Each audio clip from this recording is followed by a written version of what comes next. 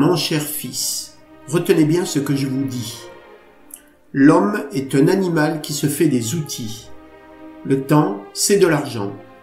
Moi, je n'aime pas Rome, ça sent la mort.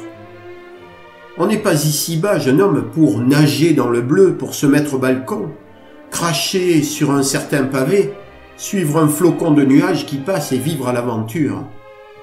Un père est un ami donné par la nature. Et vous êtes dans l'âge où l'on devrait chercher une position. Ton père. Ô chevauché, sur le vent, à travers les steppes infinies où solennellement, inondés d'harmonie, vogue, monde, soleil, atome d'un instant, dont la pensée écrase et marque pourtant une seconde à peine à l'horloge universelle, qui regarde en pitié la ronde éternelle, chevauchée, chevauchée, d'un vol si foudroyant que le vent de ma course, au loin la balayant, éteigne la poussière ardente des étoiles. Que j'entende siffler mes os vides de moelle et roulants, éperdus par ces champs de la mort où les soleils éteints roulent, fumants encore, que je brise l'écorce où mon cerveau se fige et que je montre alors l'âme, ivre de vertige.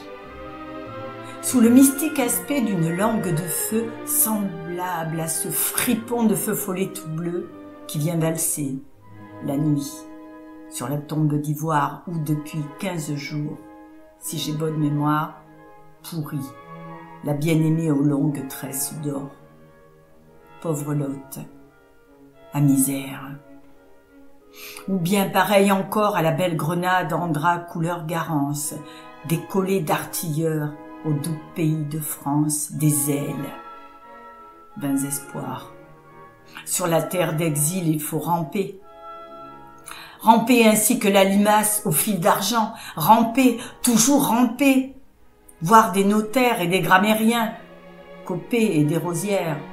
Ah, pour me consoler, Sarah, toi qui jamais n'as parlé ni souri, toi dont les yeux de G semblent toujours chercher au-delà de l'espace, apporte une outre et remplis-la de grâce de ce vin de palmier capiteux et vermeil qui jaillit de ton sein au coucher du soleil. Car je sens grelotter mon cœur contre mes côtes et le spleen m'envahir et le froid. Tristes hôtes.